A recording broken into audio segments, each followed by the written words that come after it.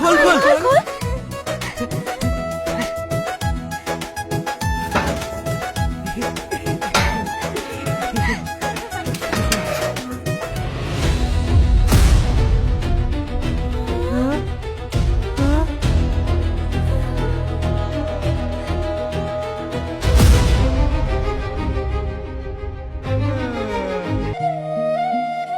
স্বপ্ন গরিবদের সাথে ঠাট্টা করে।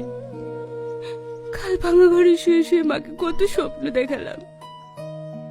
পাকা ছাদ হবে, দুবেলা ভালো খাবার হবে, সমাজে মাথা উঁচু করে বাঁচতে পারবো। এক নিমিষে সব শেষ হয়ে গেল। স্বপ্ন ভাঙলে এত কষ্ট হয় জানলে জীবনে স্বপ্নই দেখতাম না। বাড়ি ফিরে মা আব্বা বোনকে কি জবাব দেব? তোমাদেরকে যে স্বপ্ন দেখেছিলাম সব মিথ্যে। না, আমি বাড়ি ফিরবো না। অত ভেঙে পড়িস নি সামাদ। ভাব যে আমরা সিন্ধুক পাইনি। তোর কিচ্ছু মনে হয়েছে না? না একটু কষ্ট হয়েছে না? ওর আবার কি মনে হবে? ওর তো কোনো পরিবারও নাই, স্বপ্নও নাই। চুমকি, বলতে দাও চাচা। ও তো ঠিকই বলেছে, আমার কোনো পরিবার নেই, কিন্তু স্বপ্ন দেখেছি ওই মানুষ দুটোকে নিয়ে।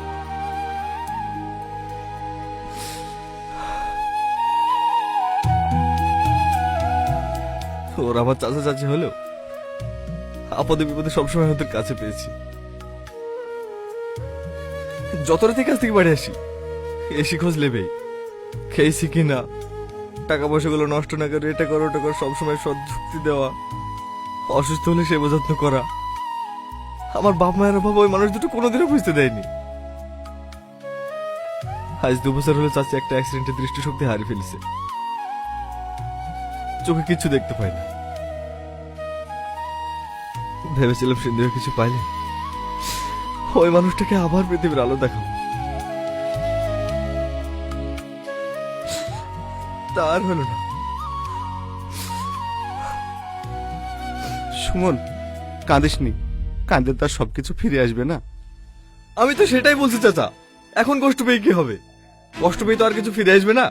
আল্লাহ আমাদের কপালে টাকা পয়সা কিছুই রাখেনি, মুনিশ কেটেই খেতে হবে।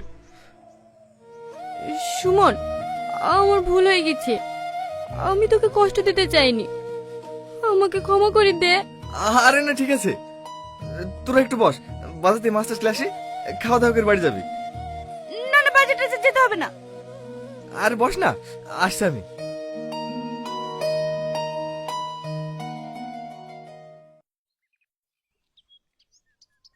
আরো ঝাল দেন। এই ছুরি এত ঝাল খেতে পারে না। ওর লেগে আলাদা করে আলু মাখান, ওর লেগে আমাদের খাওয়া হয় না। এই ছুরি আবার নিরামিষ, ঝাল না হলে ফুচকা খেতে ভালো লাগে। দেন।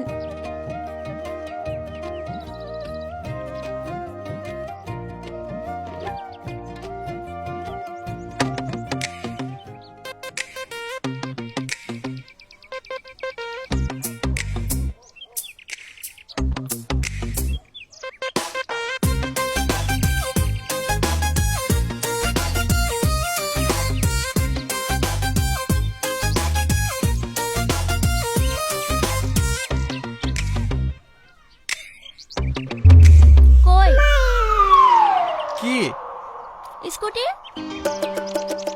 দেবো দেবো? দিবেন? হ্যাঁ দেবো, দেবো বলিস মানে দেবো। কবে? 1 আধ সপ্তাহ সময় দাও, দিয়ে দেবো। মাথা